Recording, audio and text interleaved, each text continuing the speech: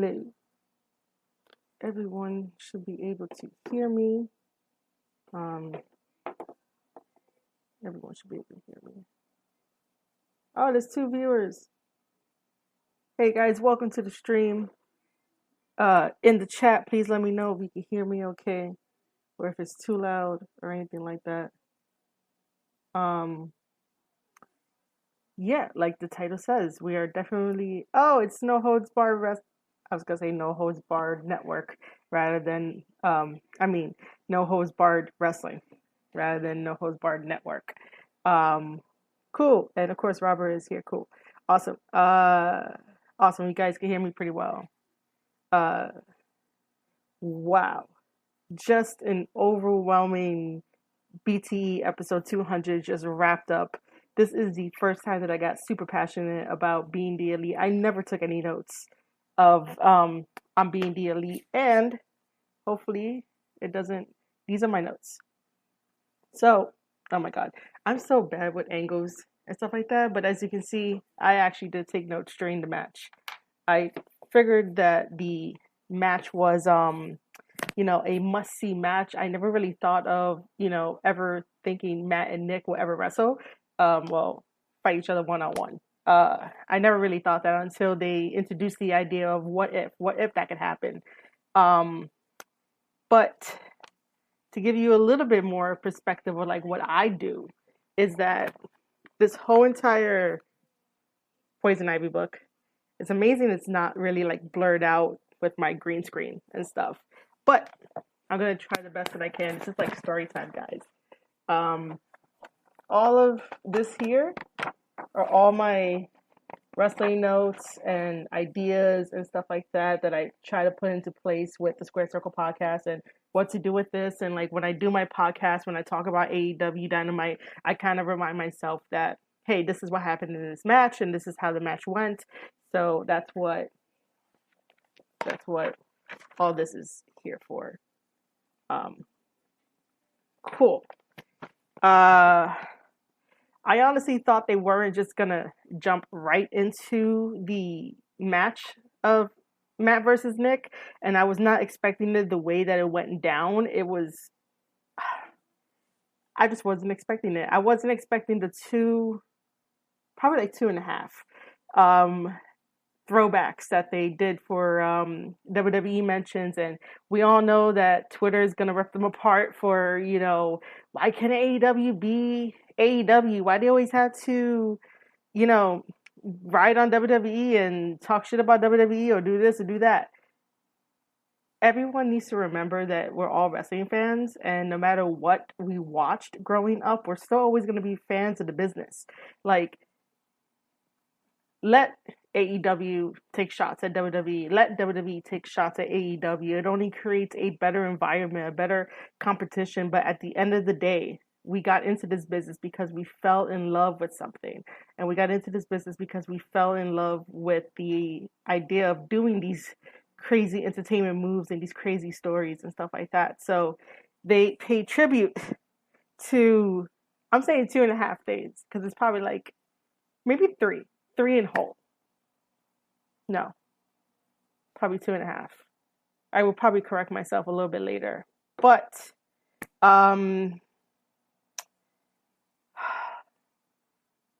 it was really like an emotional ride. This was a Falls Count Anywhere match. I really think that they missed out on the ring. Like, I was thinking it was gonna start off in the ring and then go around Nick's house and stuff like that, but it was just all, Nick and Matt wrestling anywhere they wanted to, which is kind of a little scary for me because I was like, they could easily get hurt, but this was the epitome of backyard wrestling at its finest.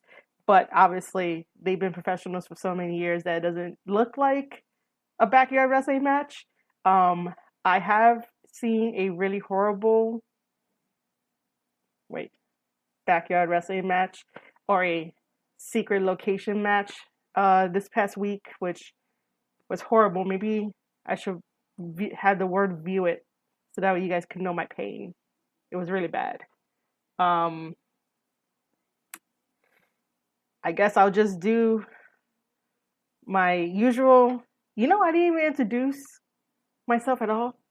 No, I just got straight into it because I got super happy that people are here listening to me in the chat.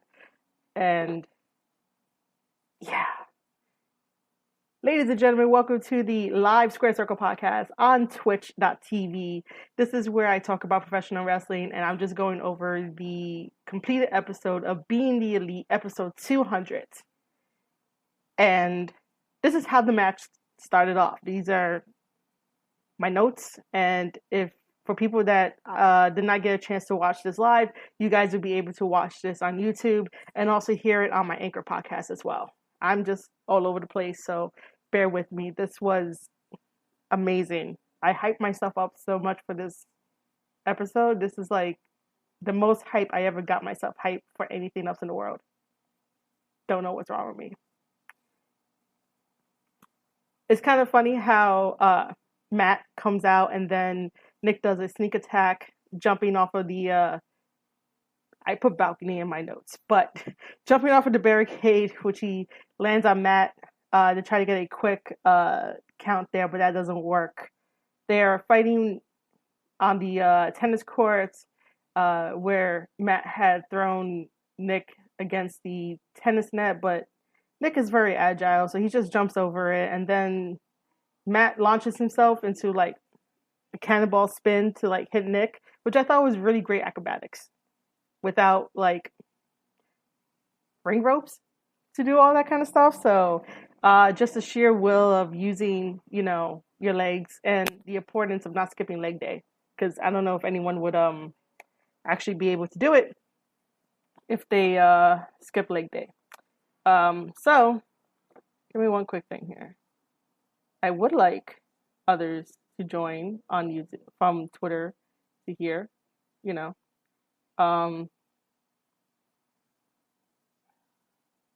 is so annoying. There we go.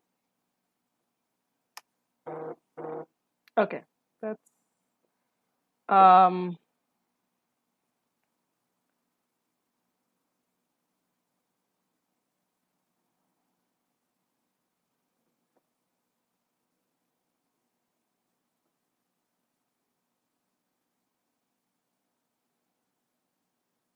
okay.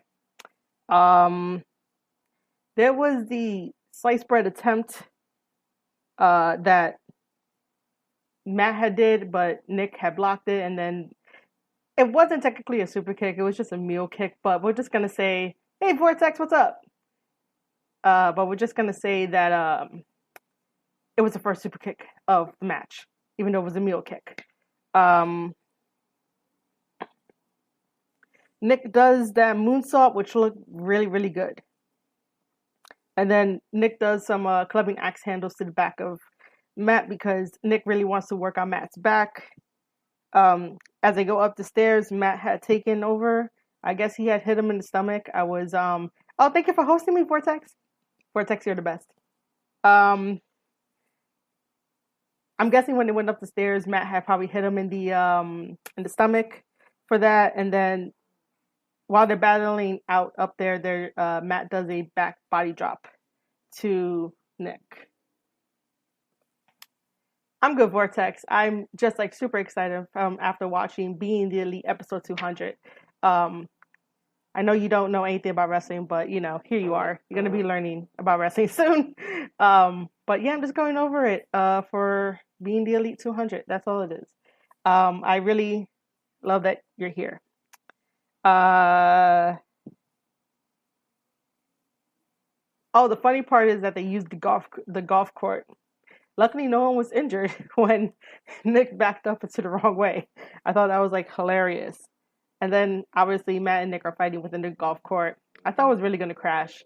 I thought it was gonna be like a really bad spot, but it was a little fun to get from point A to point B, even though that was like 3 seconds. And there I go babbling.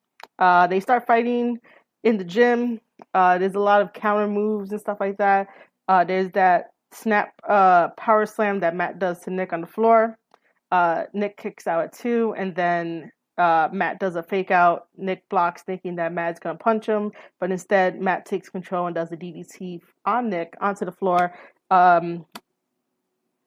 thought he could get a pin that way, but that didn't work. So there was a bunch of quick pins until Matt did a what looked like to be a deadlift German suplex onto Nick. Again, no 3 count there. These guys were really trying to do very fast moves that would take the wind out of you and then try to get the 1, 2, 3. Obviously didn't work. Um, there was a bunch of furies. Oh my god, chop flurries. Uh, Notably, Nick hitting Matt's chest a mile a minute. And then to stop all that, Matt does a quick suplex to Nick, which was very effective. And then apparently, I didn't count it because I was too busy writing down notes. Matt was doing his signature Northern Light suplex. Apparently, there was 5 of them, as you can hear Nick count it off and say it. Chop Furries would be a great name for a cheesy action film. Oh my god, that's like going back to the 90s and reading some weird movie names and stuff. But yeah. If you want to write the script, Robert, you can write the script for that. And then like book us to like play characters and stuff and be like, it's Chop Furies. I don't know. That's fun. Um yeah, so after Matt does the 5 Northern Light suplex, uh Nick stops it and then does a running DDT, which again looked nice. I found it kind of interesting that Nick would say, "My house, my rules," and I'm just like, they act like there's been an underlining like animosity between them two brewing for so long. Like it felt authentic when you know that they're just playing the part of being a heel and being a babyface. Um, it felt real. Like I found it kind of a little unsettling that Nick would be like, "This is my house, my rules." I totally get it. Like if we were at his house for like dinner or something, or being invited over to a party, obviously it's your house, is your rules, you'll be respected. But to say that during a match that's taking place at your house because it's the match that you wanted, I don't know. Like it felt real, and that's what I appreciate about the Young Bucks. That what they do, it's fucking real. You feel it. You get emotional. Um, Nick threw dirt in Matt's face. Matt was like, "Are you serious? Throwing dirt in my face? Like, why? Why is this happening?" And then a super kick, which Cody was right about. How the match was gonna go. Nick does a super kick. Matt does a super kick. Nick does a super kick, and then Matt does a super kick as well. Cody Rhodes got it all right.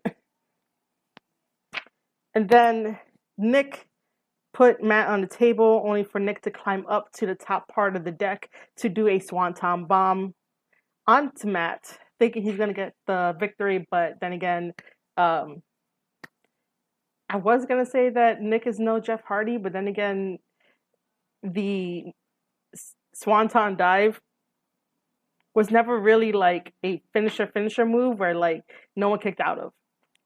For example, like how Hogan has the leg drop. If Hogan does a leg drop, you don't kick out of it.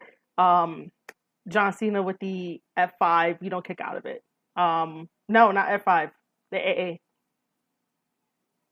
Okay, my brain is going way too fast. I can't believe I messed that up. It's going way too fast. Let me get back to my notes. I'm just like super happy. Super, super happy that this aired and this was really, really great. So after that, this is the one part where I was like, they're taking it way too far. And I usually never think like that in professional wrestling. I never say that out loud sometimes. I take everything that professional wrestling does with a grain of salt. Like, I know that everyone is safe, but did you see that Nick was trying to drown his brother? Like, you feel like you're friends with the Young Bucks on the outside. because if you watch their whole entire career, if you study their whole entire career, if you Vortex, I'm gonna have to send you the video of this whole entire match. Um, but it was for like what 5 seconds that Nick tried to drown Matt, which I don't think I'm ever gonna let that go. But you honestly feel like you're friends with the Young Bucks because you're watching from the outside. You get the chances to go meet these guys. You get the chances to go tell these guys your story, and like they're super cool to meet. I enjoy meeting them at the big event. You know, told them a bunch of stuff. Um, they were all like, they were all cool with it and whatnot. So, oh my God, can you, you know, give me a second here. Why is my phone? I'm probably gonna start from the beginning anyway. Okay, this is live, so anything goes. So, like I was saying, when you meet the Young Bucks live in person, are awesome people. They listen to you. You have a great conversation with them. You get to know them a little bit more. When you watch Being the Elite, you get to know them a little bit more. When you text them via community, which works, you feel like you're connected with them a little bit more. Like I recently texted them about pre-ordering their book, Killing the Business, off of Amazon, and I got thanked by Matt. He was like, "Well, thank you so much." And I pre-ordered the book because I really want to read it and I want them on a podcast. Like I really want to interview them on the book, questions that they may have never been asked before, and just dig into their past a little bit more. And that's about it. But you feel like you know them. So the moment that you watch Nick try to drown Matt, like if I was there, even though I know that they're taping and I know that they're safe and that they're not really going to kill each other, I was going to kick Nick off of him. I was really going to just kick Nick and just mess up the whole video. And I'm going to be like, I'm so sorry. We got to take that over again. Only because I felt so strongly of like, what are you doing? You're not supposed to be doing that. Like, that's not what you were supposed to do anyway. Like, why the fuck do you want to drown him? Like, I totally get it. Nick wants the whole, I want to feel better. I want to feel 100%. I want to make sure that I'm ready to get back into the ring. But, like, Johnny and brother just to get the 3 count for him to give up is not the right thing to do.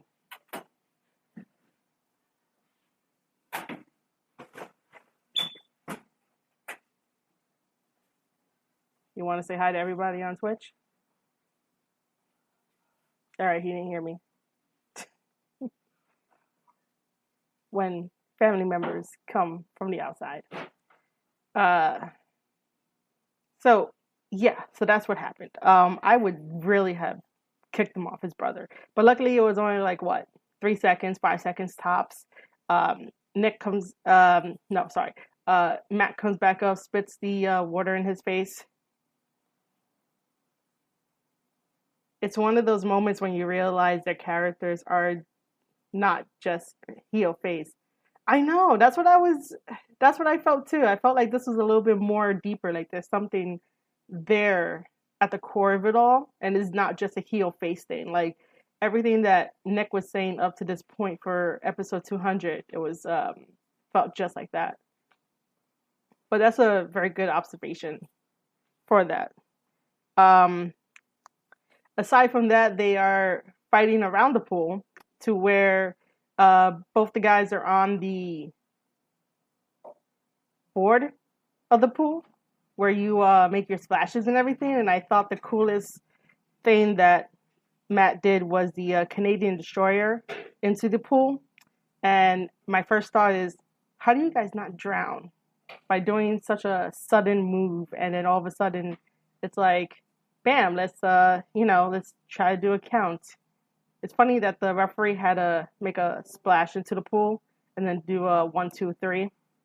That was a really good moment. That should be like on the top 10 moments of like Being the Elite memories when we reach to like episode 300 or something.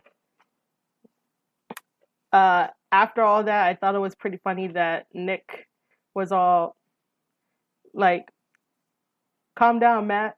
Matt, calm down, and then ask him, you want to see some magic? And then here comes the Merch Freak song, and we're teleported to WWE back in the 90s, which I don't know off the top of my head what year that was, but I just thought it was pretty funny that we traveled back in time to a WWE moment of the tag team.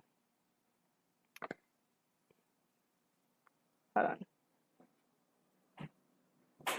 I can't even read it. Hold on. Give me a second, guys. So, Robert said, the pool section reminded me of that one match Southside did that was a four-way in a leisure center where they, referee included, actually went into the pool. Did they all like get pushed into the pool, or like did they just all like jump in the pool because it was like, let's battle here next? Like, that's a, maybe they took it from that. You know, who knows? I don't know. Like, there's only certain scenes within this match that I know that they took it from some other inspirations, but maybe they took that from Southside and had a inspiration moment from that. So yeah, yeah, they pushed each other into the pool, and the referee came in with them. Oh, that's funny. That's pretty cool. Maybe they took it from that. Melina was involved in that match too, by the way, as was Tegan Knox. Oh wow, interesting, very interesting. I guess it must have been summer when that happened. So yeah,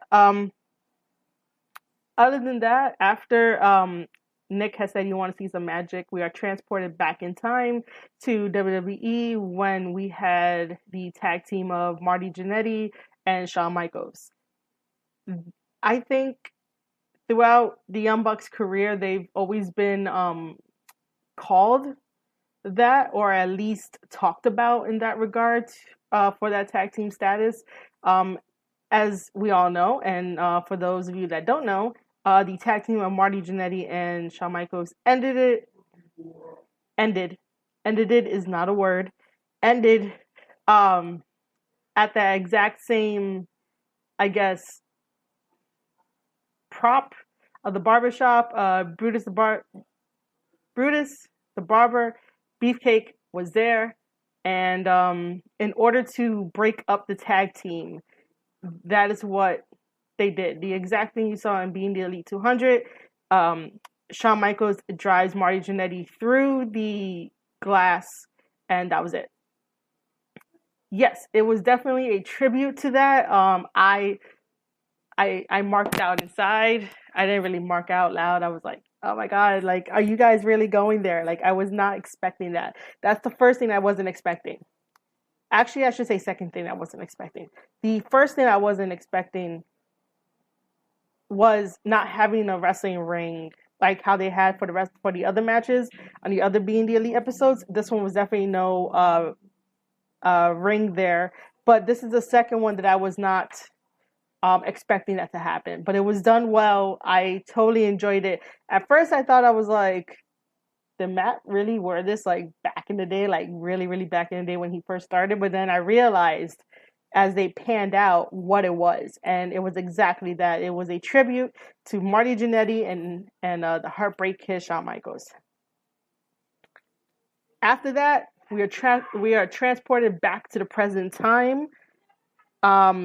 This is where they are somehow on top of the deck, and Nick comes up with a shovel, and with his I guess devious face, he hits Matt in the back, and that's the start of that part. But Matt gets up from that, and Matt is like, do you really still want this?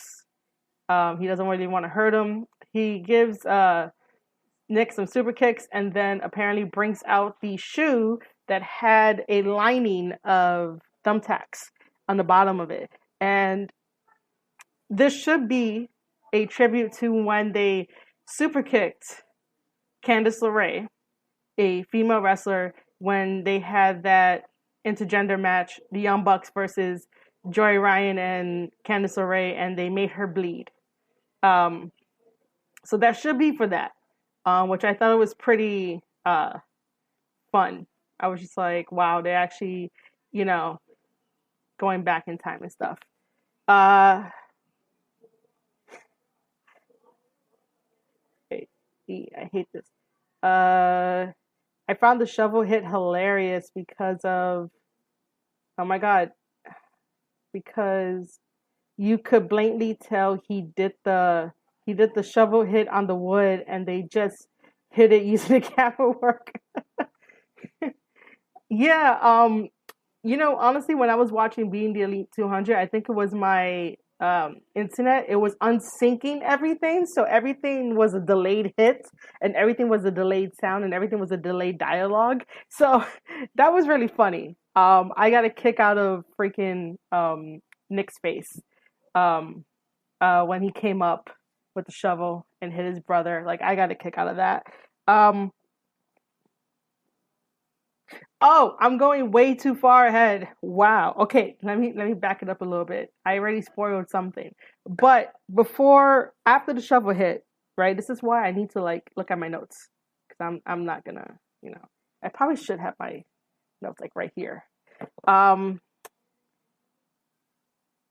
Nick then does a powerbomb to Matt. After that, they go back and forth. Matt got Nick in a power driver, and hits the power driver, and then Matt takes out that thumbtack shoe that I was talking about earlier that he used on Candice LeRae during that intergender match, and Matt puts it on and does a super kick to Nick. All right, so hold on, let me read my comments.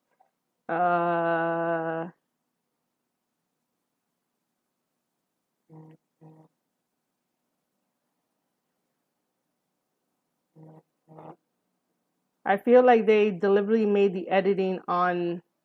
Oh my god. I feel like they made deliver. I feel like they deliberately made the editing on the whole match a bit janky for comedy value, kind of like the early broken Matt Hardy stuff in TNA. Yeah, there were some weird parts about the editing and stuff like that. I do have to agree with that. But it just made it feel like this is how Being the Elite episode would go. Maybe they filmed so much that they really couldn't put it in the final edit, and then some stuff was bad, and it's kind of hard to try to retake certain stuff. Oh my god. I'm so sorry. My phone is going off the hook for no reason. Because now they're tweeting out, what does everyone think? My phone is not even charging. All right. And this is live, so I can't really edit this part out.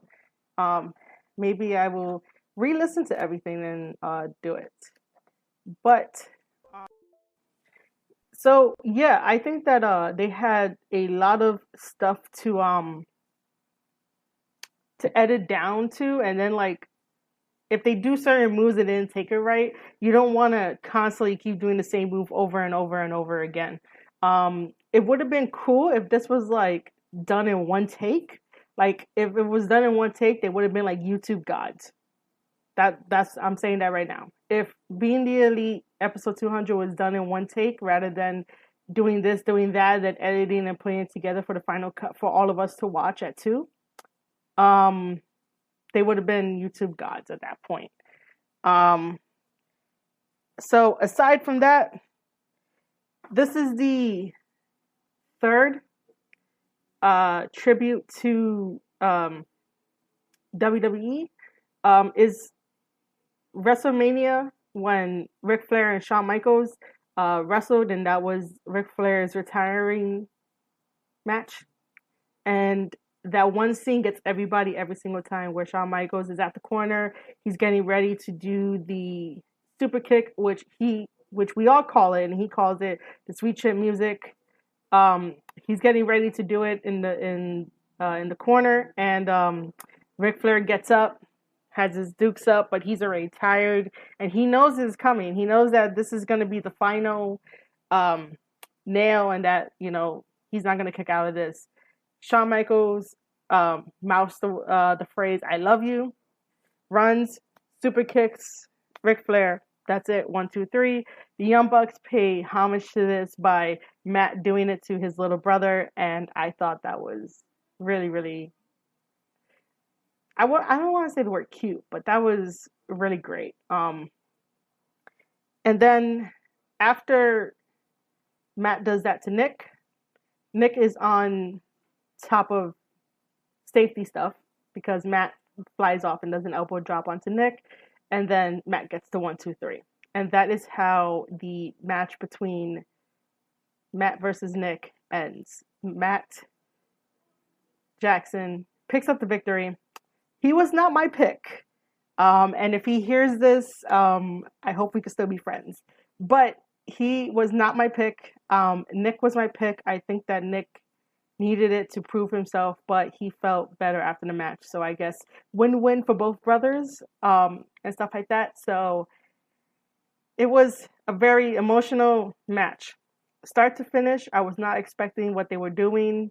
I was not expecting the WWE tributes. And for anybody that, wants to be annoyed that, again, AEW is referencing WWE, we're all fans at the end of the day.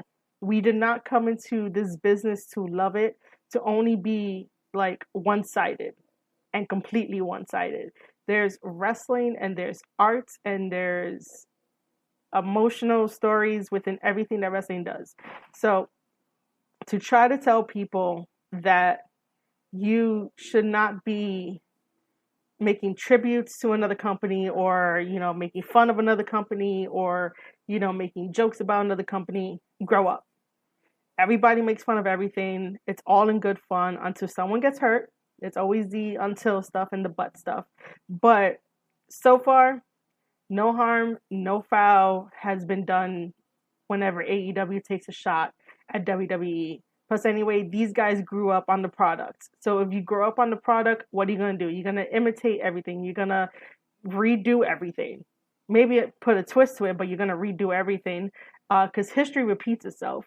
So why not give them the benefit of the doubt and give them 100% of the credit to make something that people are afraid to make, and people are afraid to be bold enough to talk about, and people are afraid to just have fun. It was fun. Being the elite is fun. That's all it is. They are goofballs. They, sometimes they're a little more opening and transparent with people. It just depends on what they're trying to do for the episode, but like everything was super fun.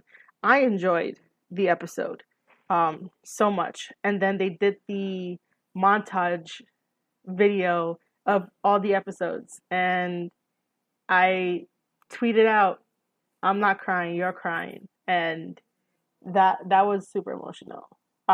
Where do we see the Young Bucks go next? That's what I would like to know. Where do we see them go next?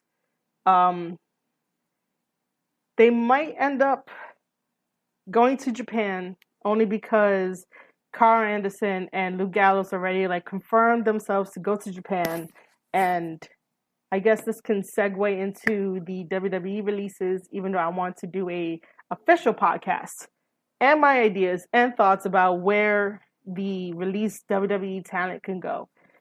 Because that in itself is that needs a lot of explaining to do. So I'll let you guys get in your comments and stuff while I look on social media and let people know that I am streaming, and then we could talk about it. The Young Bucks versus the Good Brothers is a match we definitely need to see. Yeah, we should. Yeah, they never faced it. They never faced anybody like that. So I'm gonna record that match down in my notes so that way I can like really look into it and be like, yeah, maybe this could work and like this is how it's gonna go and stuff like that. You guys don't understand how, this quarantine is affecting people who love professional wrestling as much as I do.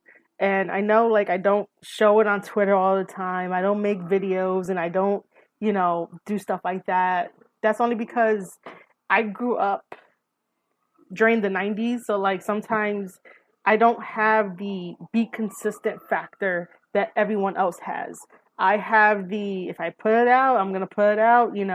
Sometimes I need a break for myself. Sometimes I don't need a break for myself. Sometimes I want to focus on other things. But professional wrestling has always been constant. That's like my one true love in life, nothing else. Um, so, I try to be consistent with everything that I do about professional wrestling. This is the first time that I actually want to come live and talk about being the Elite 200 and just feeling good with it and having fun with the people in the chat and having fun with everyone else.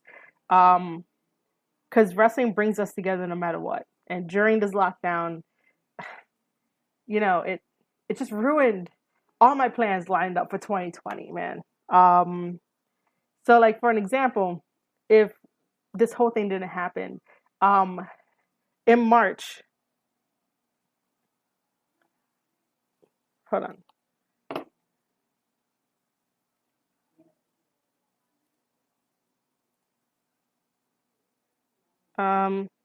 All right, I'll get to your comment in a second. I just want to talk about this lineup that I had going for 2020. So, if this thing didn't happen, right? In March 25th would have been AEW Blood and Guts. I would have went. After March 25th, March 27th and March 28th, Titan Championship Wrestling of New Jersey was going to have on the 27th an all women's um, show. I don't know why I was going to say pay per view. Titan Championship Wrestling was going to have an all women's show. And that they were going to have Nyla Rose on there as well. The 28th was my birthday. March 28th is my birthday. I'm 29 years old. Yeah, I'm getting old. Arn Anderson was going to be at Titan Championship Wrestling. So what I was going to do was that we were going to get a hotel in Jersey, stay there so that way the traveling could be short. And I would go with JD Alpha because he was going to probably maybe be booked on the 28th. But, we were going to go. I was going to celebrate my birthday with Arn Anderson. Like, who would have ever thought that was ever going to happen? But it didn't. And, I would just have to wait until next year. But there was a silver lining, even though we're in quarantine, that Matt Jackson had wished me a happy birthday on the 28th. And I will always remember that. Like, I got that screenshot saved on my phone because that's like the best thing ever. Other than that, if we were back to normal, I would have went to many other wrestling promotions with JD Alpha. I would have put over wrestling promotions on my newsletter, which I do write about wrestling. If you guys are interested in my wrestling newsletter, please subscribe to Squared Circle podcast.substack.com. So that way I could talk about companies, put over professional wrestlers here in the New York city scene, because sometimes these guys don't get a lot of exposure like how mainstream guys would get. So that's what I like to do on the side. Not really on the side, but I like to give spotlights to the indies and the indie wrestlers that don't know how to use social media. That's what I do, and I feel like I'm babbling on and on. So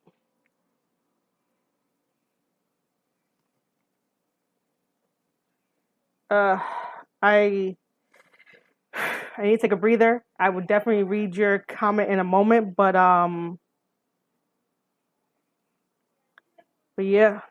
Whew.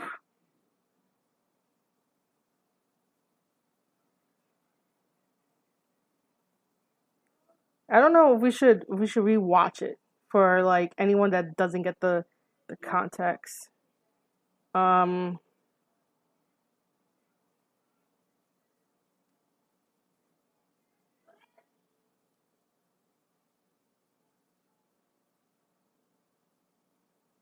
I do know that your comment was about that you don't want to see Rusev. Um, I kind of don't want Rusev and the Good Brothers to go to AEW, even though a lot of people want that. I think all three of them would actually be better suited to Japan. Um, that's a very interesting thing. I don't know why I didn't think about that. Um, hold on, I'm gonna mute myself for a second.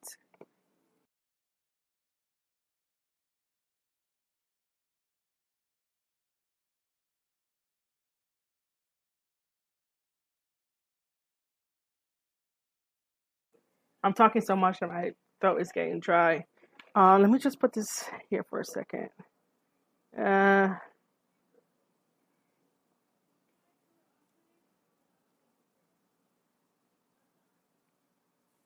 okay, so all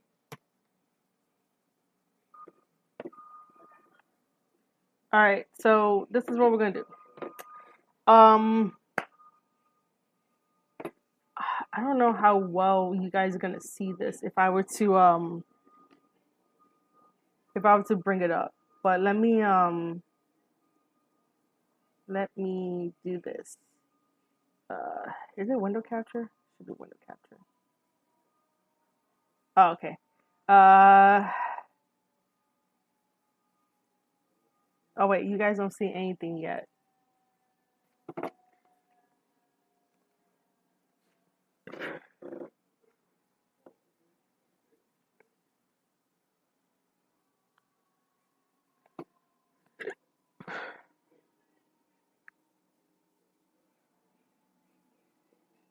All right. I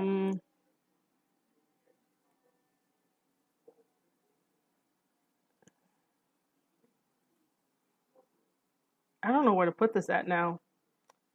Um, all right, guys. How clear are you able to see that browser? Um, let me see how it looks on my phone.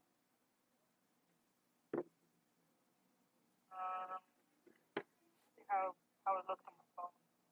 It looks pretty clear.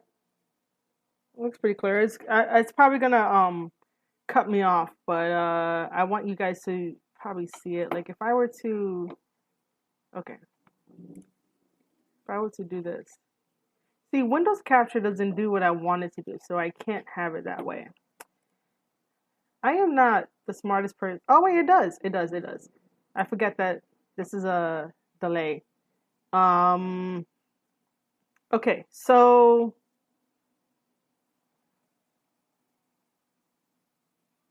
all right. To the best of my ability, this is what we're gonna do. I'm going to move being the elite above my head. Um, I'm going to move this over, and I'm going to stretch it out. Hold on. So that way we could actually talk about my list and where people should go. This is always a work in progress. I probably might just do a regular podcast about it. But I still want you guys to see my face. I don't want someone to come in here and be like, "Who the hell is Square Circle Podcast?" I might have to cover up the. Yeah, that's what I'm gonna do. I'm gonna cover up the chat, and I'm so sorry for covering up the chat, but bear with me. Um, this looks a lot better. I think you guys can actually see it. So, for those of you that are here, I'm still trying to get people from Twitter, but whatever. This is the Square Circle Podcast newsletter. Like I said, if you guys want to sign up for wrestling updates and just my thoughts about stuff, please go to squaredcirclepodcast.substack.com. Um, I do this all on the fly, man. Like I never have um I'm not like a professional streamer. I'm never gonna claim to be a professional streamer, not at all. Um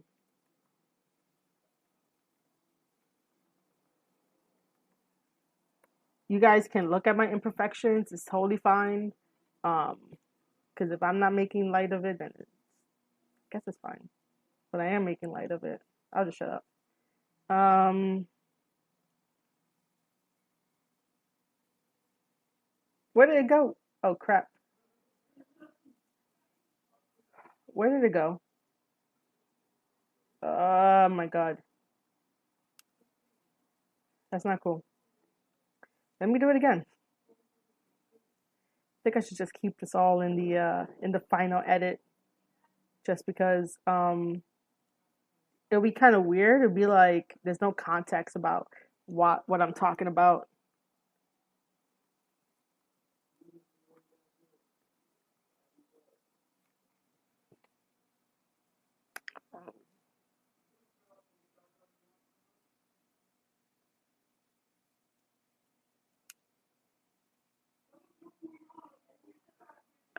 Edit transformation. Plus, this gives some stragglers, to come in. Um,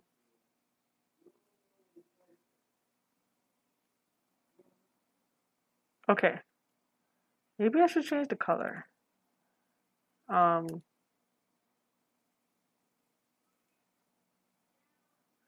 select the font, select the color.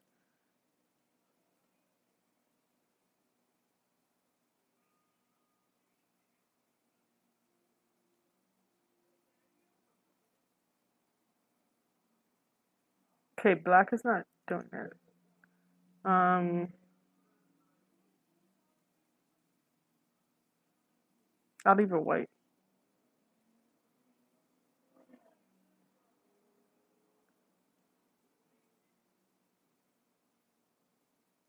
Okay, this is the best that I'm gonna do. So, like I said, this is my newsletter. This should have been, yeah, this is the one where I have my list. Um, this is the first ever. Before that, this is the first ever wrestling talk where I, to make it catchy, what AEW wrestlers uh are compared to Dragon Ball Z characters. But it'll be interesting if Rusev went to New Japan Pro Wrestling.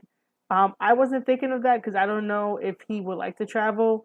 There's just certain people that when they go to New Japan Pro Wrestling, like they want to travel, they want to visit other stuff. But I think Rusev is content with just being within the states.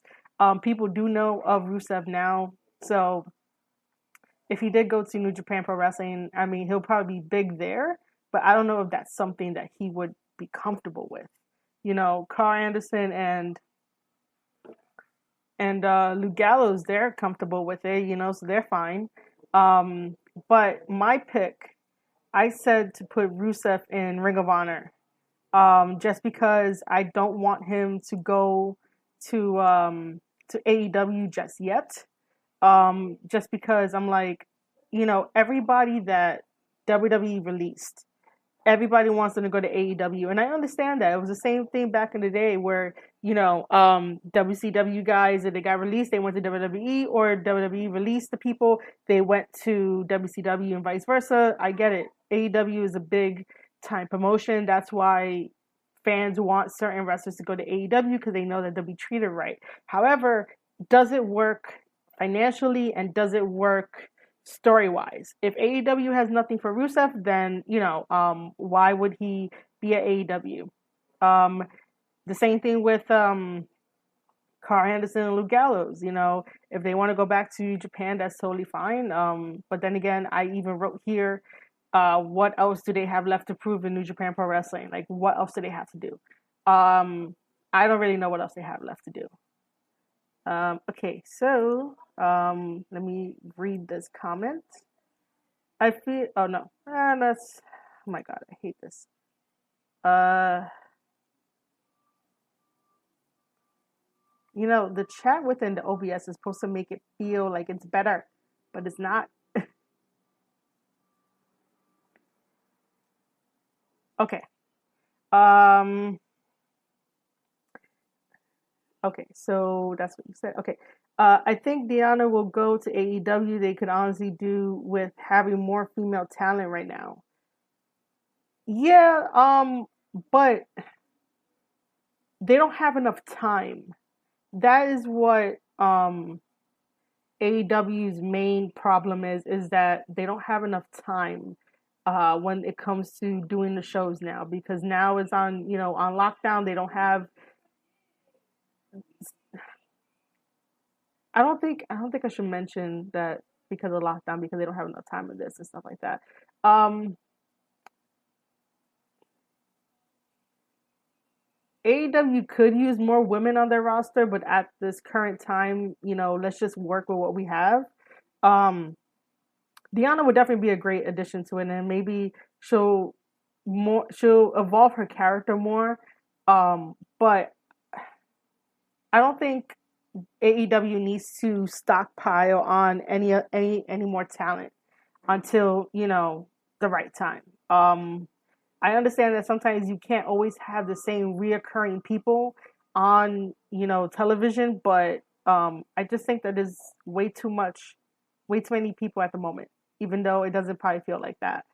I have put Deanna in Ring of Honor because I think that she'll grow there. And I also put Sarah Logan there too as well, because Sarah Logan is known since, she's with WWE. And I also, for Ring of Honor, I put Drake Maverick. And my reasoning for that is to get a proper run. Spud made his first U.S. appearance in April 2006, competing for Ring of Honor for the two-night event of Weekend of Champions. And I totally forgot to put the T there. Um, for AEW, I definitely said that they needed. Um, yeah, I think he already tweeted out what time it is. Like, he said that it's 7:35 p.m. So most likely he already went back to the UK. But if he didn't go back to the UK, I would have seen him in Ring of Honor just to have a proper run, because who wouldn't want a proper run with Ring of Honor? Well, back in the day, Ring of Honor.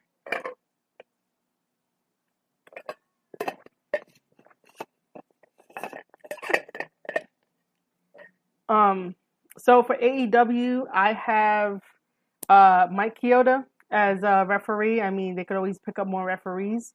Primo and Epico should definitely go to AEW to eventually face Santana and Ortiz.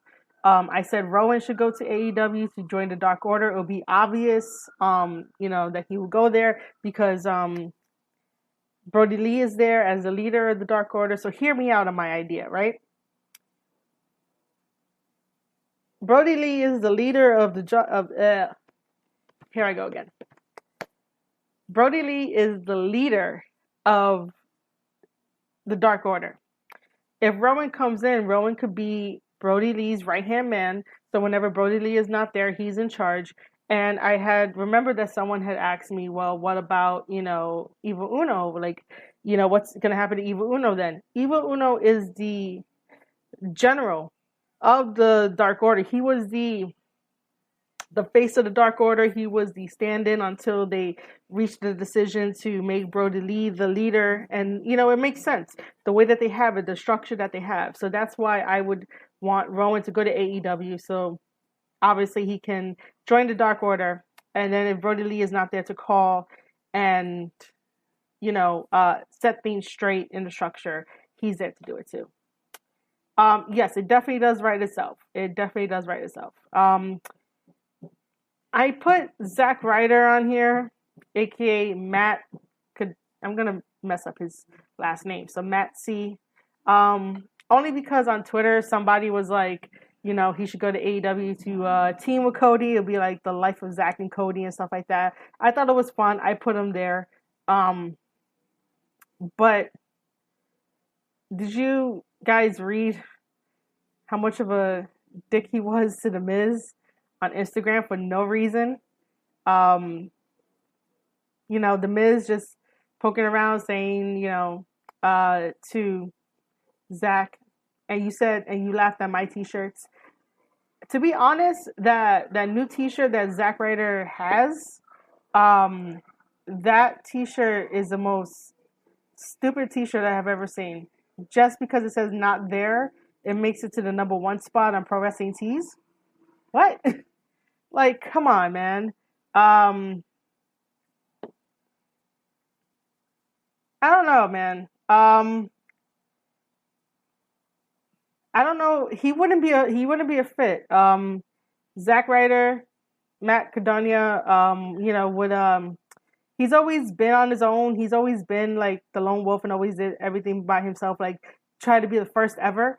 Until like WWE put him down and shit like that. But yeah, I don't know if that would be for him joining that.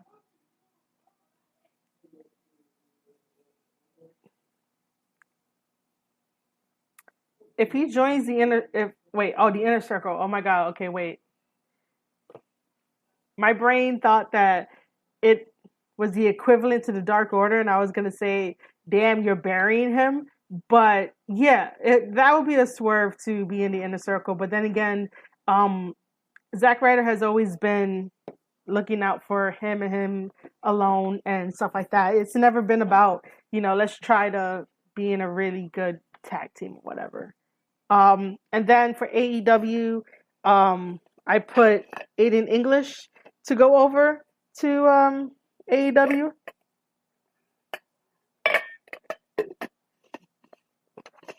Only to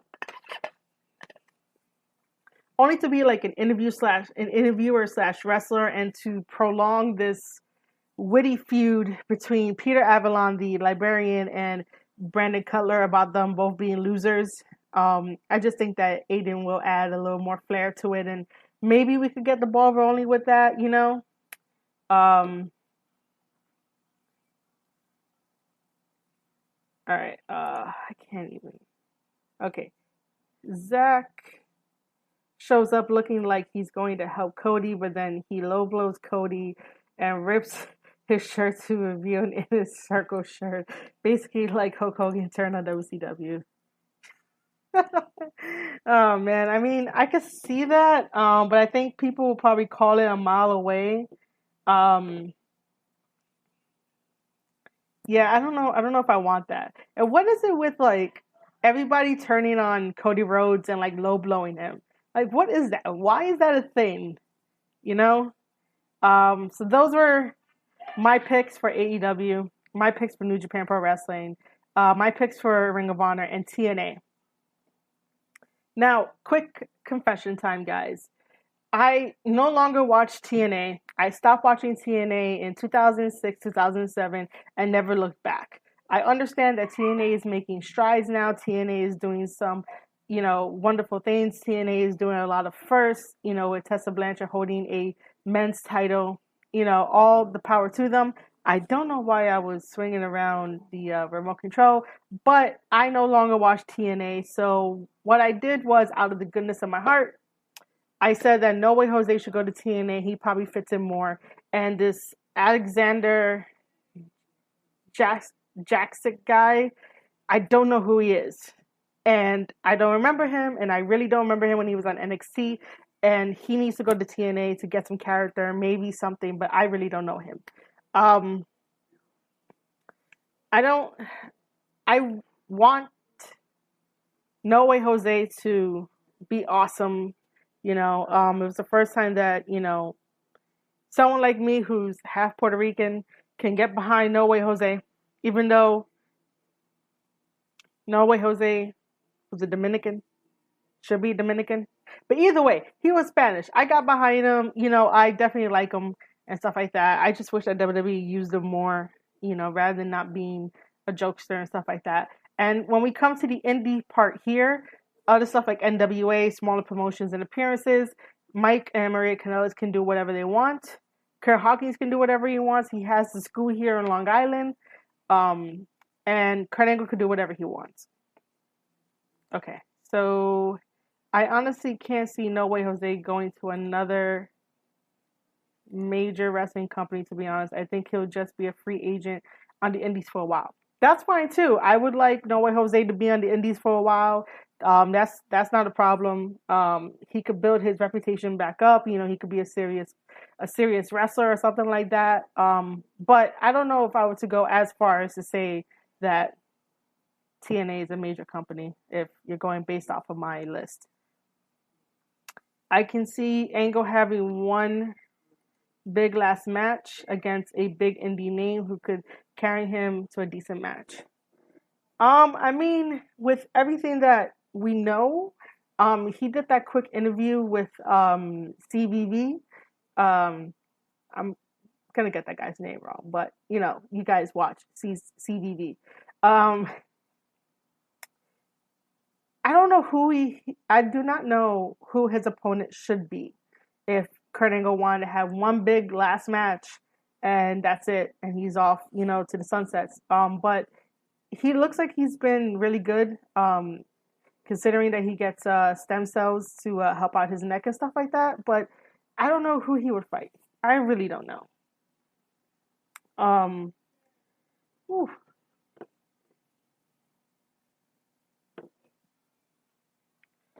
All right. So, yeah, this is just my newsletter. This is where like you can listen to my podcast. I upload my podcast and stuff like that. I haven't wrote to my peeps in a while. So this is what I did. I try to have wrestling conversations with them, try to teach people about wrestling because that's what I like. He had a great match with Zack Sabre Jr. in the UK before he came back to WWE, so I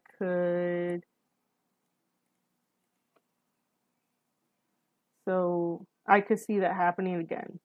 He had a really good match with Joe Hendry too on the UK Indies. Oh,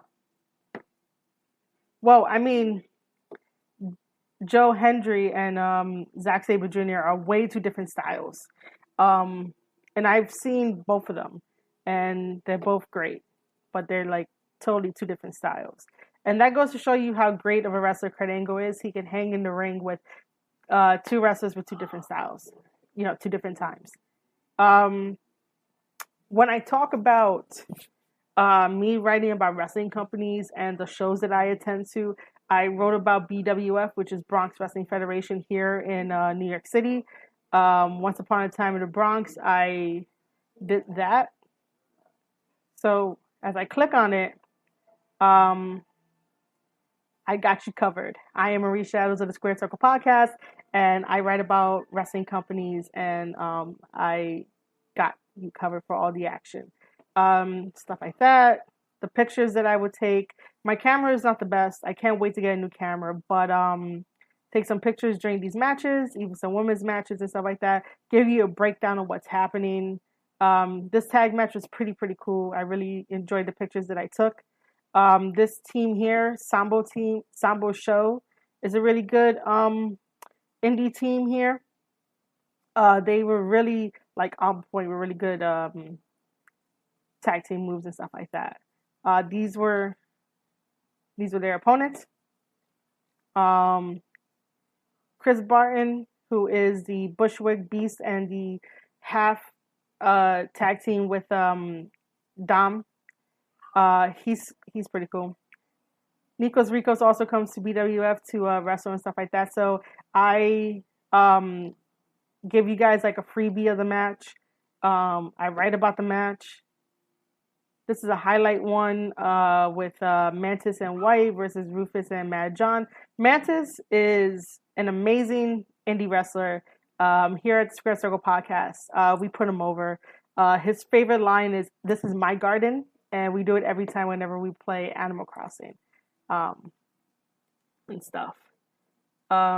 Just don't watch the match Kurt had with Alberto Del Rio on the Indies. That was bad. Maybe we should do a night of watching bad wrestling matches. That would be fun. I would be up for it. There is one match that I watched recently that was really bad. Oh man. But back to my newsletter.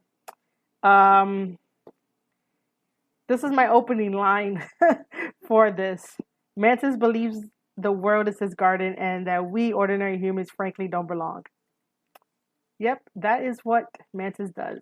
This here is another highlight match of Brother Greatness versus Chris Steeler. Chris Steeler looks like Sean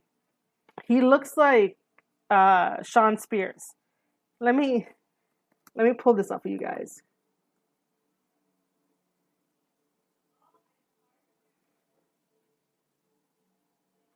That dude has a Twitter account. I didn't know he has a Twitter account. I really hope that we don't get like weird stuff. Cause I have a feeling we're gonna get some weird stuff, and I'm never gonna like. Does that look like him? Yeah, that looks like him. I didn't grab a picture of him, but this dude, like, if I play the video,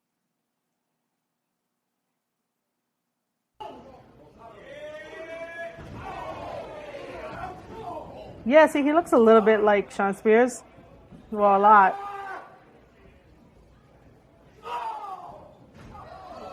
He does.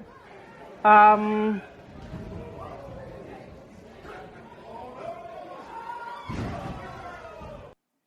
and yeah, that was the highlights to Brother Greatness versus Chris Steeler for anyone that's listening to this on the Square Circle podcast on Anchor. Um, Kane versus Kane, the ultimate bad match. Yep. Or even Undertaker versus Undertaker. This is another Fatal 4-Way highlight match.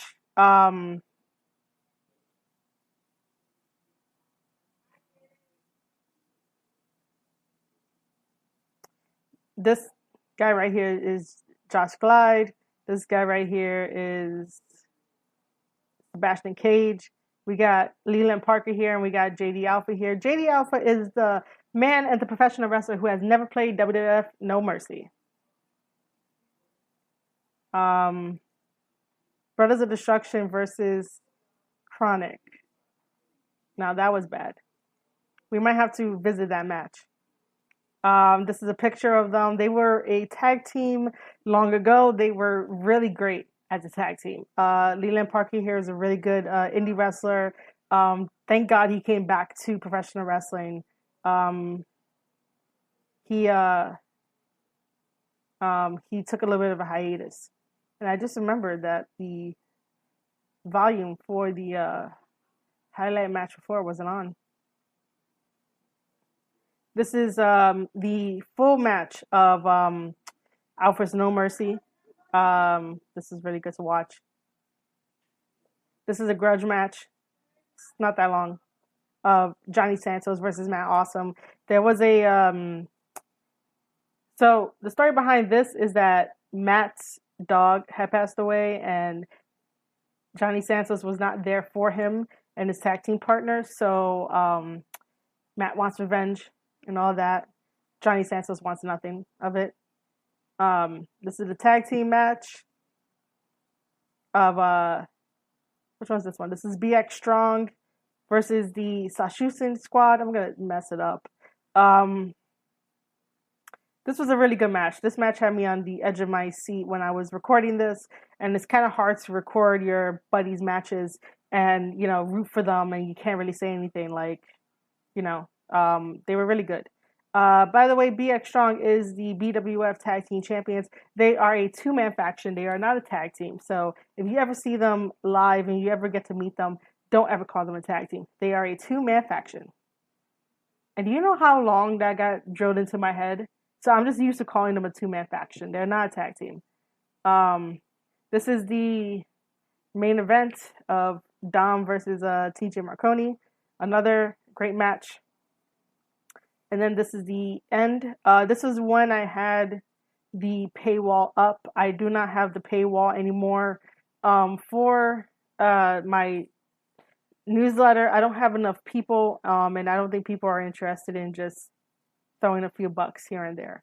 Then again, it should never be about money, but sometimes this takes a lot of time and effort to do it. So I equate it to, time and effort, for that. But I don't want you guys to think I'm one of those Twitch girls that are like, you guys have $5. That's all it takes, $5. I think those are really ridiculous where someone has to tell you on camera that, oh, hey, you watching? Yeah, you gotta pay for it. Like, if you're giving educational stuff, Like I would consider me talking about professional wrestling, breaking down the matches, breaking down the psychology, and breaking down maybe like Easter eggs if we want to call them that. That stuff is educational. That stuff, I think should be either paid for via retweets, shares, word of mouth, like organically. If anybody wants to like throw around money, that's totally fine too. There's ways to contact people to be like, hey, that was really good. Here's this or whatever. But if not, that's totally fine. I'm happy with who's here in the chat and us talking about being the Elite 200 all the way to my list of where WWE people should go.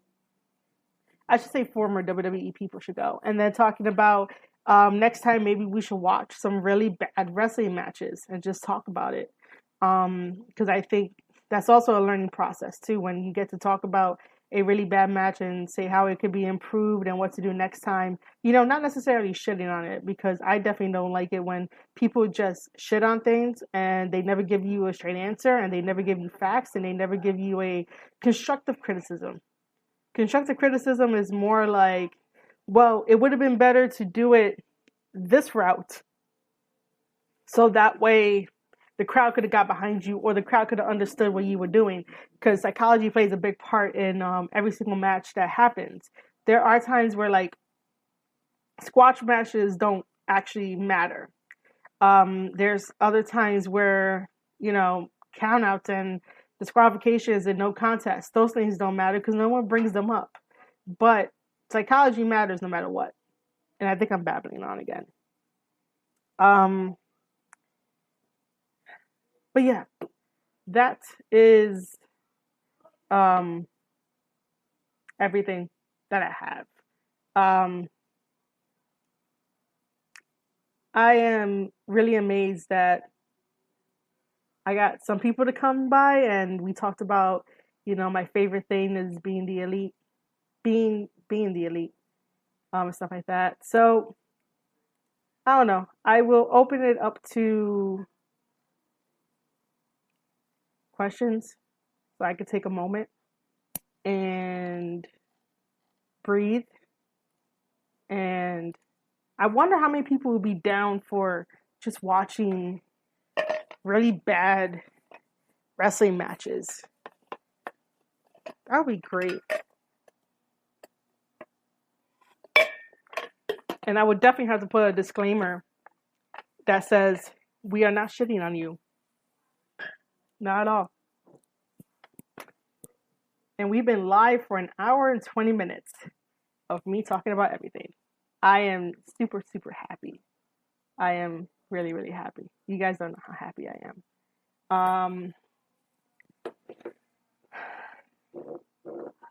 I do want to take a mini tiny break though. But then again, I don't know. I should ask you guys, because how many people are here with me?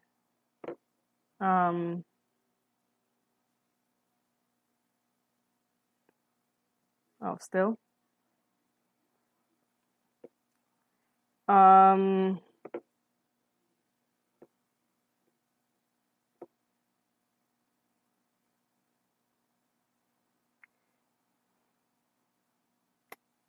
You know what? I'm going to take a break. I'm going to take a quick break. I am going to come back and I'm going to see if I could try to get more people so we could talk about this. I guess we can request songs and all that, but yeah, I will see you guys in a little bit. Be right back. Thanks, Vortex. So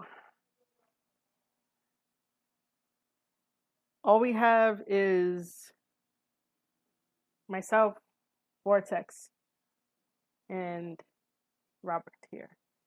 I do not know what else we should be doing because I think I talked about a lot of things. My main thing was to talk about being the Elite episode 200, give you guys the breakdown, give you guys my thoughts, and then we went into WWE ex-WWE employees and where they should go, and my newsletter and all that. So yeah. I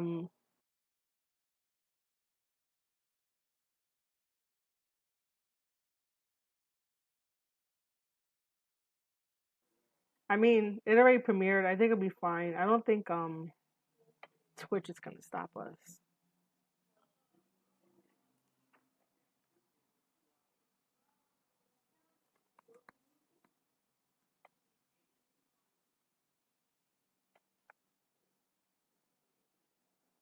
I mean, we'll do it for the hell of it. Gotta time this right. That's all. I am not going to be showing that replay. That's gonna take. It's gonna take the whole screen. It is gonna take the whole screen. Hold on.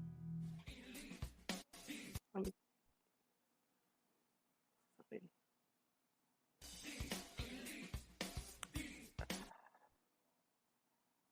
It's not what I wanted to do. That's the mini player. That's the theater mode. I want it in theater mode probably. There we go. I want it in theater mode.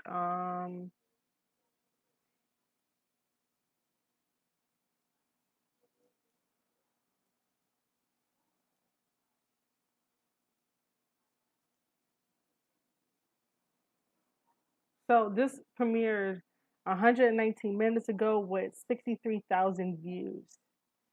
Oh yeah, the theme is not on. Should be input. No, because input is me talking right now. That thing be output.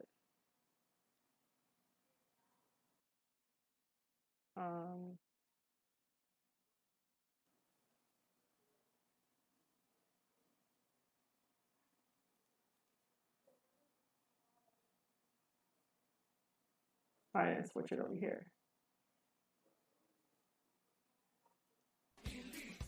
There we go.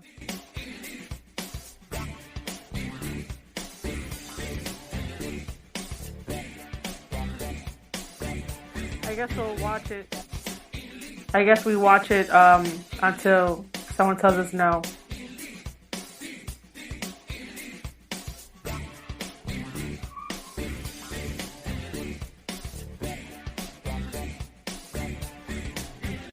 And Vortex, these are the two guys that we were talking about. These are the Young Bucks, Matt and Nick Jackson. I don't know if I'm going to be pausing throughout this video, so yeah. And Vortex, if you have any questions, just let me know. I will gladly answer them.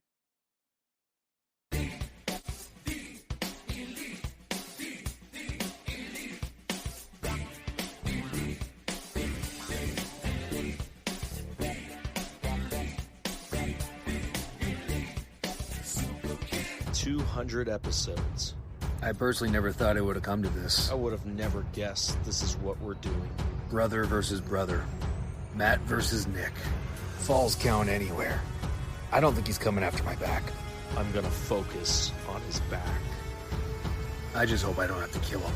I'm gonna beat his ass.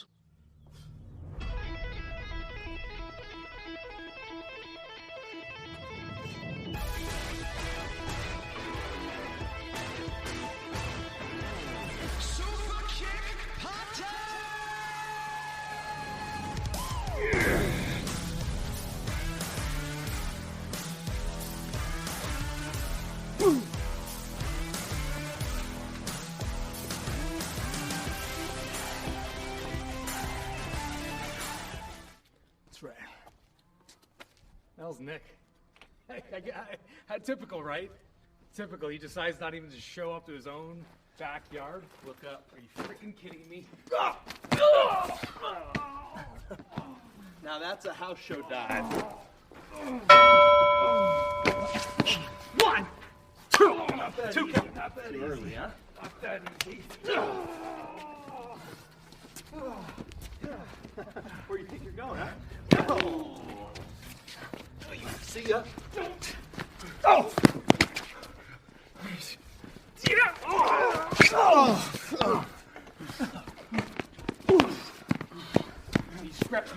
scratch yours, huh, brother?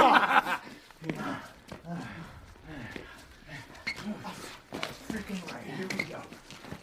Oh, crap. Oh, come on.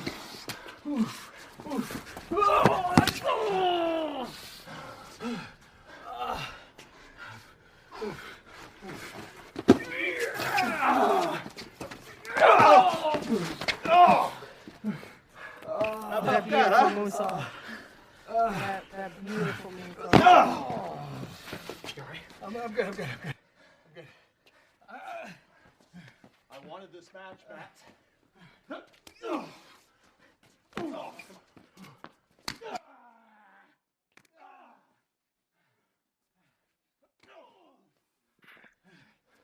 I want to see if I'm 100%.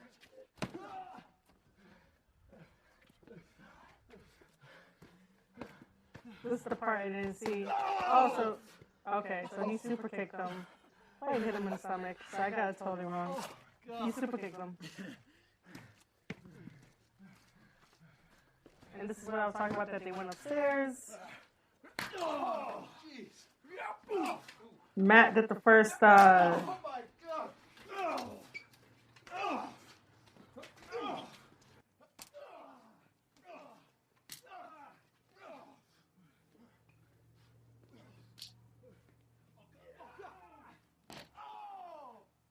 that's why I thought it'd be a little dangerous, but then again, backyard wrestling, people do that all the time.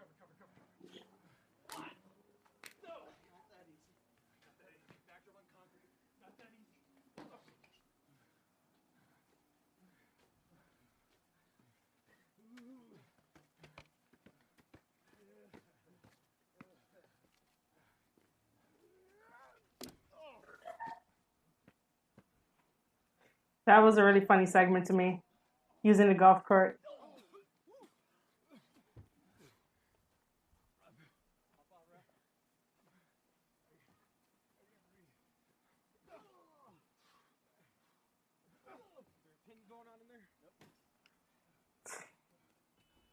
Oh, Jesus. That's what I thought was funny. He put it in reverse.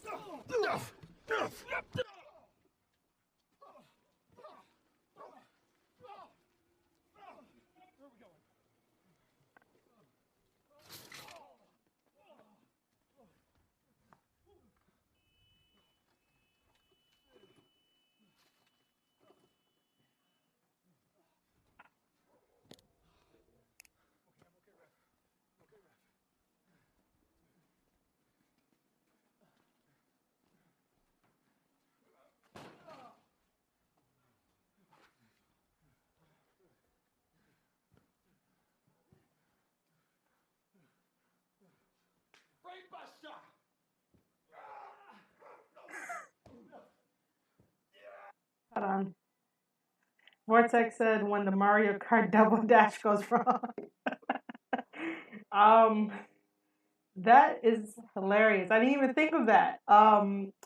Yeah. I mean, I hope that Matt and Nick know about Mario Kart Double Dash. They probably know about Mario Kart like 8 or whatever, but I don't know if they know about Double Dash. Like, their knowledge of games is not like yours, mine's, and Ravage Dragons.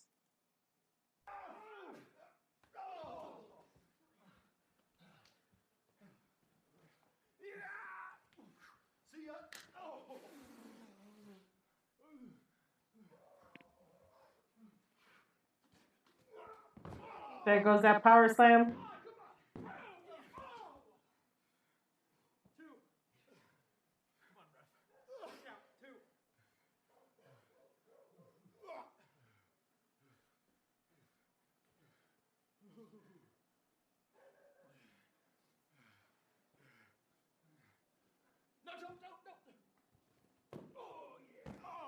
That's what I was talking about, the fake out.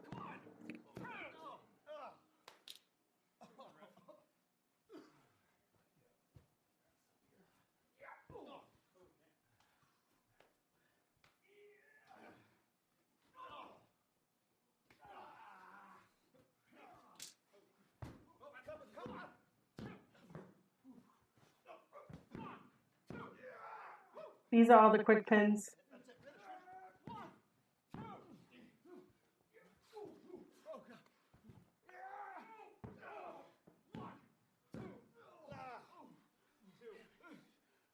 Oh, I said it wrong. I said that Matt had did the German to Nick when it was the other way around.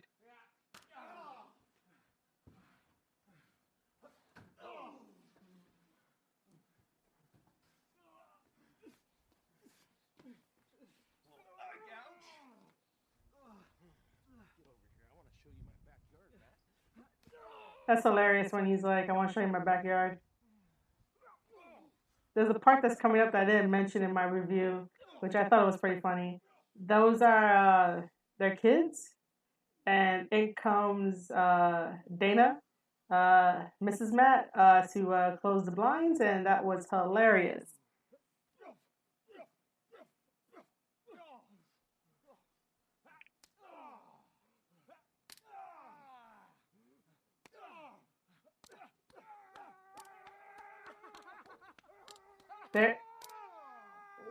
There goes the Chop Furies. And there was that suplex. See, this is why I probably shouldn't have been taking notes. Because I have missed all these German suplexes spots.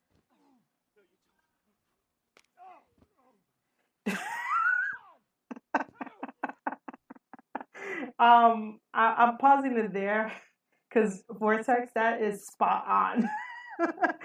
So, for those of you that don't know, Vortex is super awesome. Vortex is our #1 fan over on Ravaged Lands and over on Square Circle Podcast. We play video games together and stuff like that. We talk about games, and I'm introducing Vortex into the world of professional wrestling. And Vortex has never been spot on. Vortex knows nothing of professional wrestling. I'm here teaching about it, talking about it, you know. But that comment, the kids are like, here they go again. That is 100% spot on. Spot on.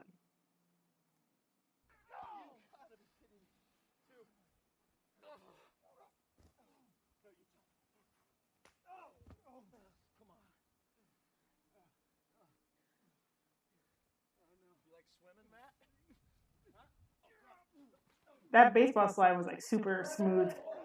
And then the basement drop kick too.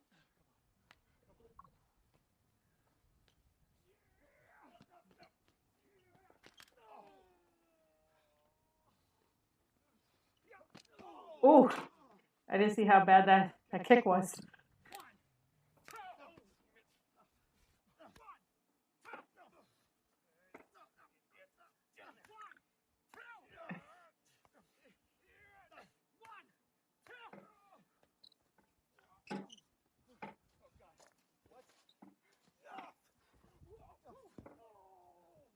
That hurt too. Even hearing it in the headphones, like, that hurt.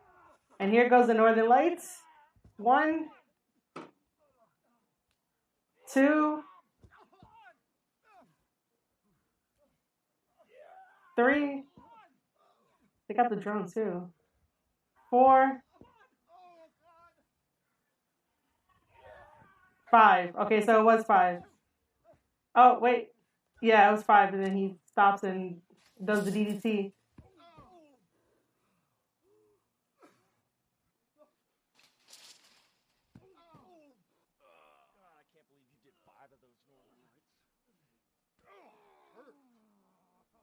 God, lay off the lower back. Play off the lower back. You want more? I know every move, man. I'll counter everything.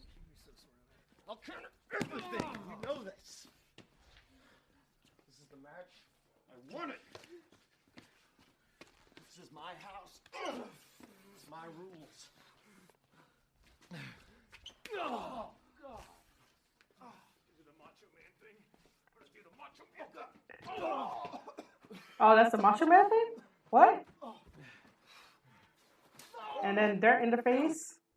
All right, hold on. What?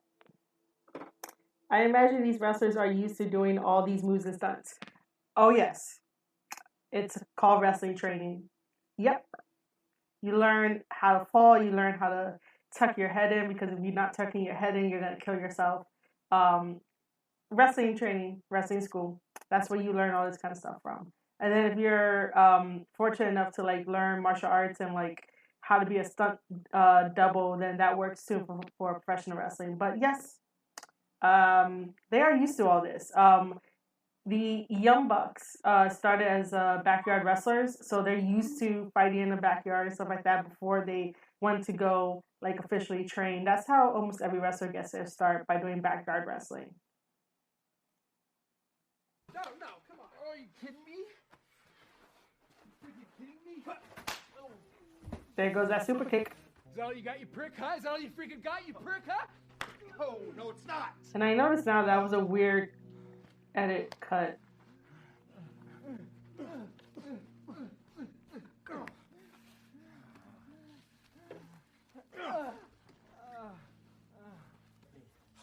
Come with me. Follow me. Oh, God.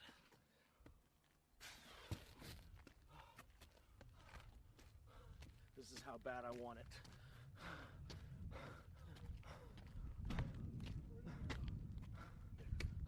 Nick, don't do this.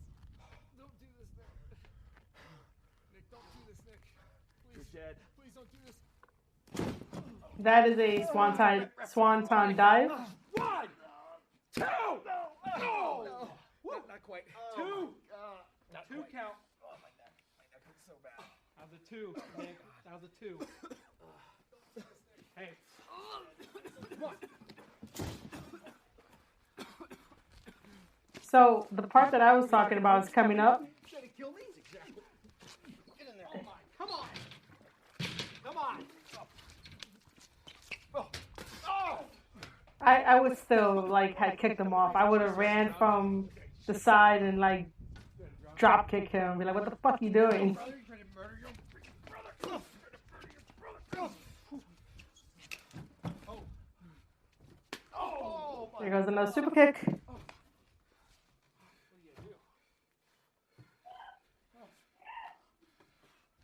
You trying to drown your own brother, you prick?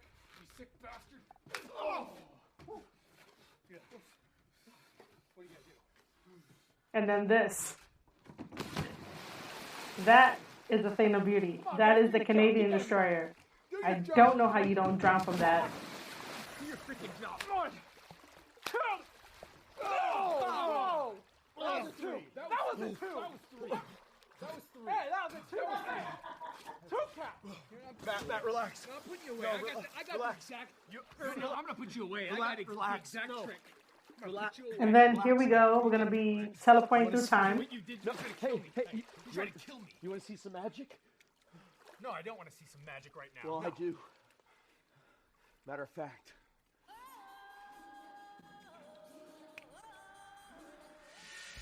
Where the hell am I? Hello? Hello? Nick? What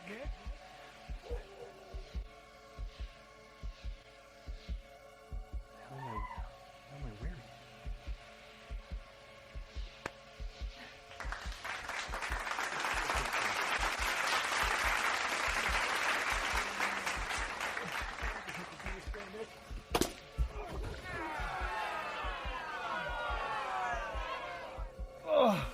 It doesn't have to be this way, Nick. It doesn't have to be this way.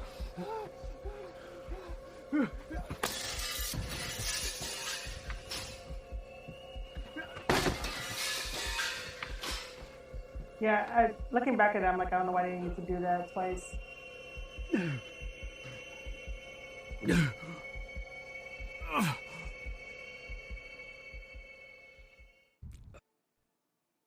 All right, so Vortex, context for you.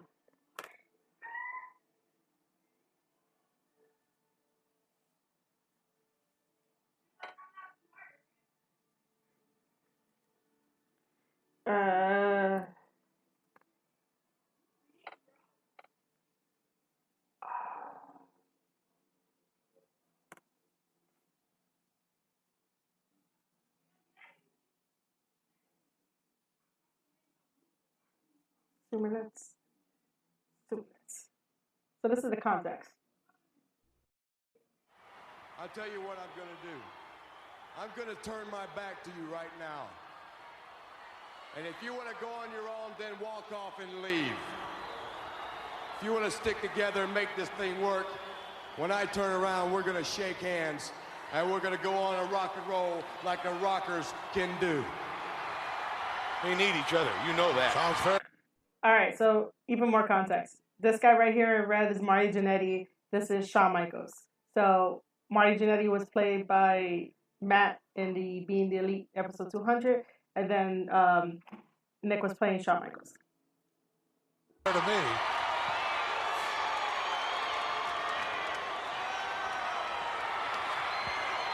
He's not going to walk away. They need each other.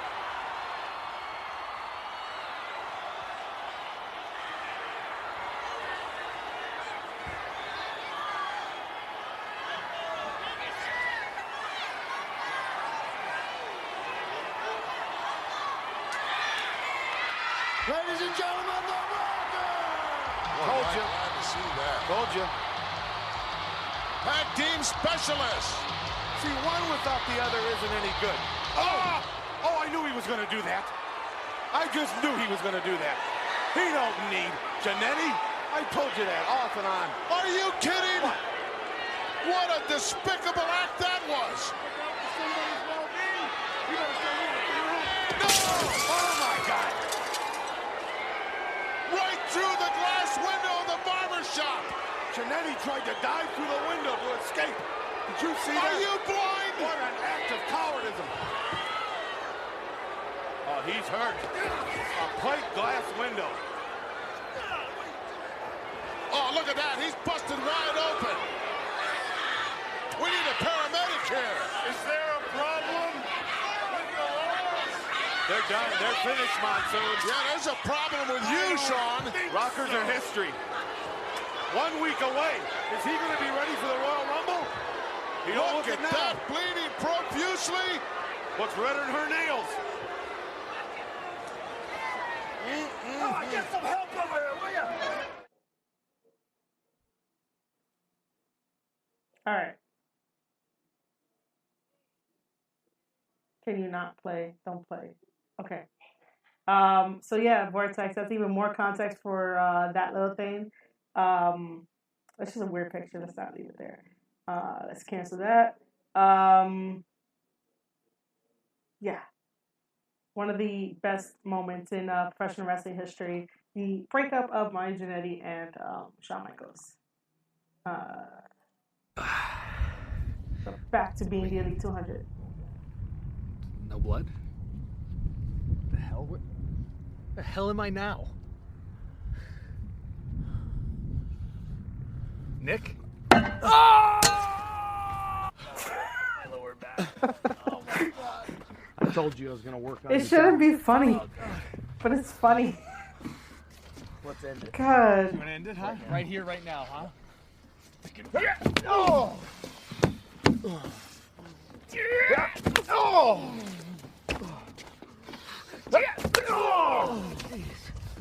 Oh! See ya. Oh, no, gosh. No, you don't. Oh!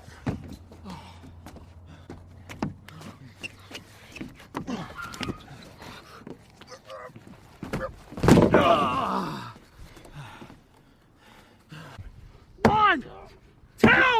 Oh no! God. Two. What's it gonna take?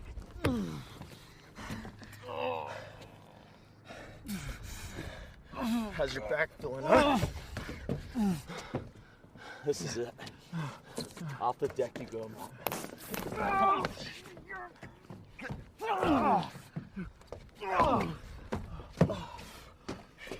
You freaking kid! You tried to drown me earlier. Trying to throw me off the deck. Huh? To win this match? Just to win a backyard match? Oh! Oh! God! Oh! Oh! Jeez! Oh! Yeah! Oh God! He got him up into the power driver. This is what you wanted, That right? looks so This smooth is what and you wanted, right? So cool.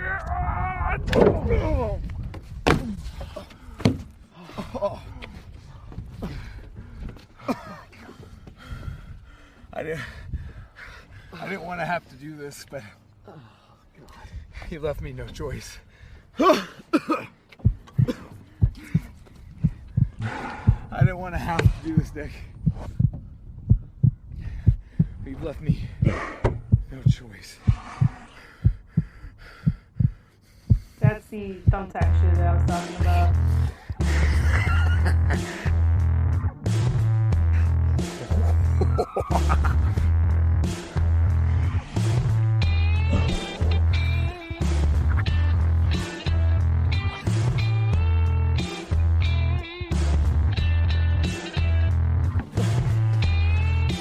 It's your fault. No choice. And there's also another little Easter egg here. You made me do this. I'm sorry. I love you. Yeah. Oh, throat me to this. All right, so another one.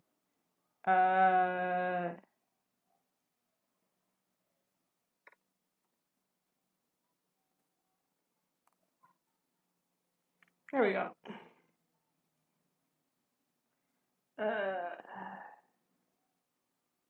In 91.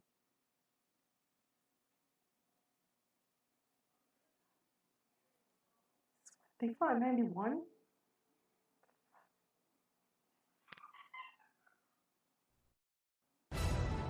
Epic. Really? Exhilarating. Oh my Inspirational. The greatest moments in WWE history. Brought to you by Mountain Dew. Do God. the I do. swear, man. Like, why? I just want one. I just want one. Here we go. I'm gonna. Another story. First. Oh, That. my God, what a shot! Over Okay. That's it. That's what I wanted to show.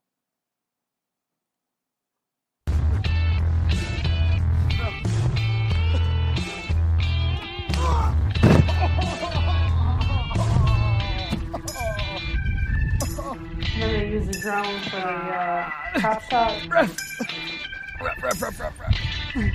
1, 2, 3. That's it. That's it.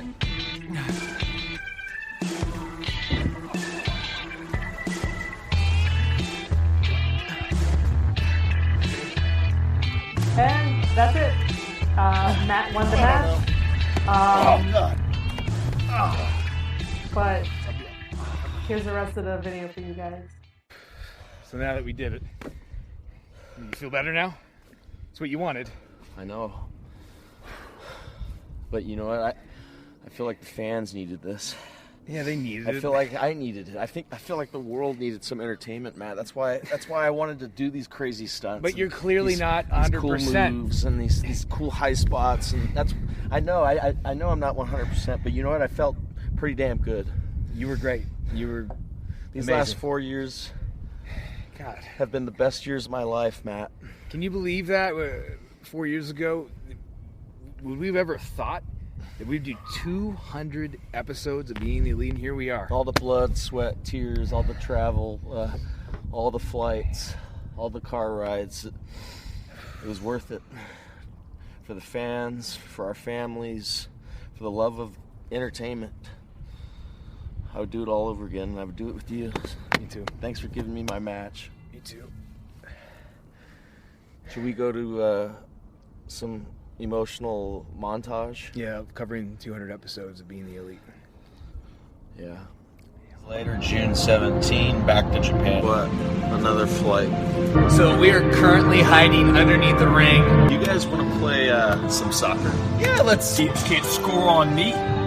His dick's got nothing on my dick. This is the worst daggone town I've ever been in. So freaking cool. Do ya? Yeah, fucking fly. The Young Bucks signed the most lucrative contract in pro wrestling history. That's it. Right there on my back.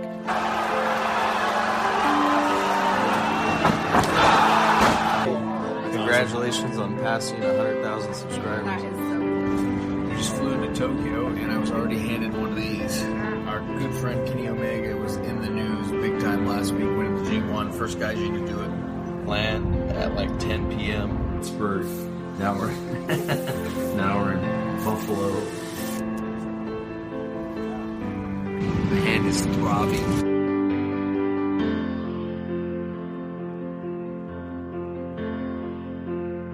Reseda, the American Legion Post 308, this is home for us.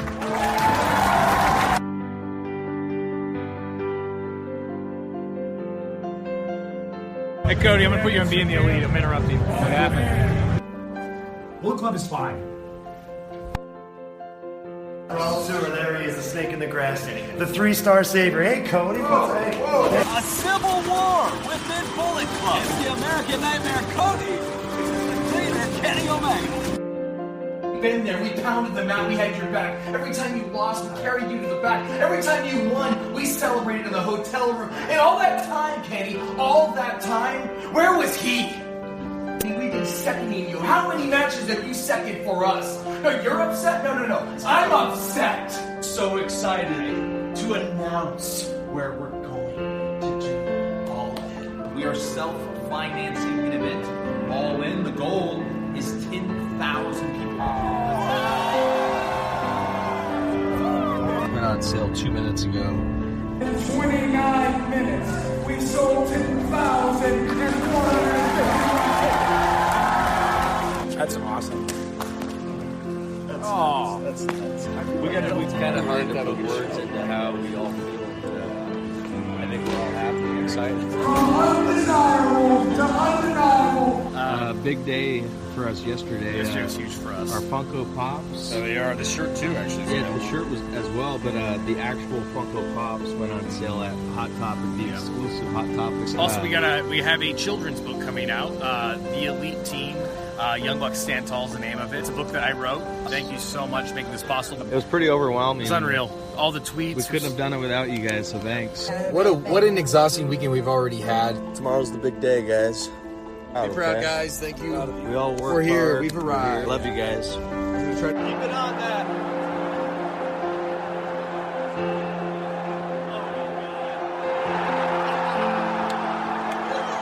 My God, that was probably the greatest pro wrestling show I've ever been a part of. Yeah!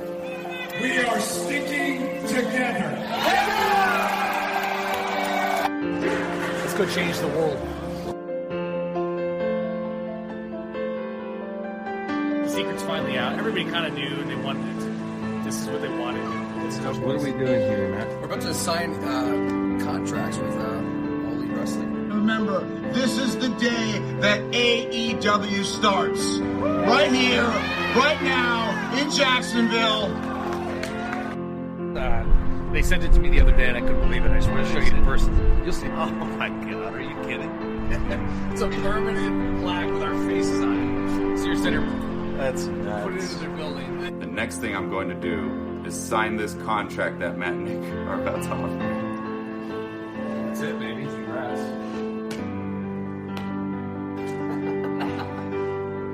Rick Knox, what do you say? We signed with AEW? And Kenny and I said, we have to get these guys a full-time, real contract. For you guys, couldn't agree more. Full-time, right now. Money. Right now. Every 2 weeks you get a paycheck, all right? It's an exciting time. We just announced that pro wrestling is coming back to TNT. Crap. Damn. Oh, wow, Dave, you outdid yourself here, brother. That thing is nice. I can't keep being the least successful member of the league. And I can't do it anymore. You can't do what anymore? I can't do this. Guys, I'm sorry, guys. We're still cool. I'm just gonna ride alone for a while. Okay, guys? That's it. This is supposed to be fun. We're about to see our first action figure. Yes. But we had a huge year. Everybody here had a huge year, and I'd like to thank you all for making it possible. 5, 4, 3, 2, 1.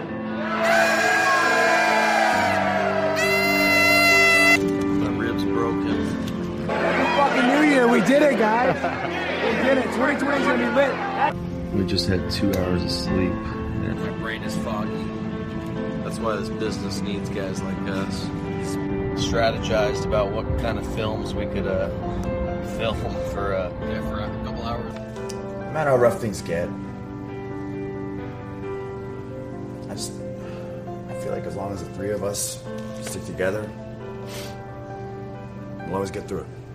You know?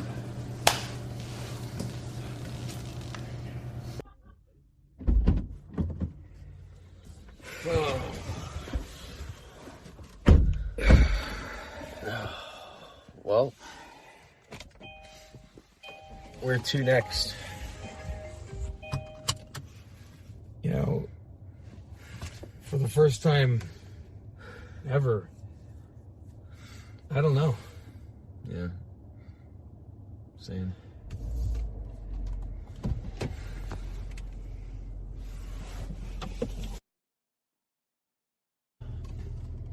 Well, actually, Matt. Yeah?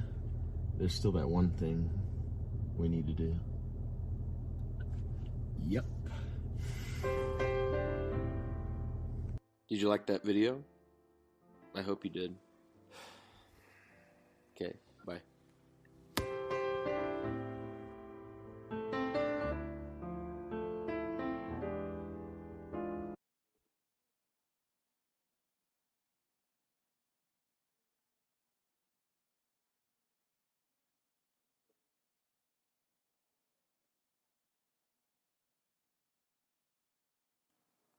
And that wraps up BTE 200.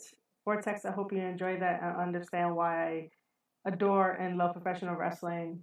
Still get choked up watching that montage. Everything that they ever done in their whole entire career to bring us joy and happiness and entertainment is greatly appreciated. I mean, we could speculate about the one thing that they were talking about, which could have been to Robert's point of the Young Bucks, Nick and Matt Jackson versus the team of the Good Brothers, Luke Gallows and Carl Anderson, who are going to be heading over to New Japan Pro Wrestling. I'm going to attribute the one thing to fighting somebody. That's all I can think of. Or signing some people, but I don't think it's anything too out of the ordinary or too weird and stuff like that. So the one thing could either be like a new match to be signed or something else, because just recently WWE released a bunch of employees, so they're free agents. But yeah, thanks so much for tuning in on this episode of the Square Circle Podcast, talking about being the Elite 200. I am so happy that I got to witness this and rewatch it again with people. The next one, I really do like the idea of watching really bad wrestling matches and talking about it. So if you guys are able to give me a follow, go right ahead. Twitch.tv/Square Circle Pod. This was really fun. I'm just over the moon. There's no other words to describe it. I'm happy that I got to talk about the match. I got to rewatch it and, appreciate it more. I love this business. I love the Young Bucks. I love professional wrestling. And I would definitely see you guys on the next one. Bye.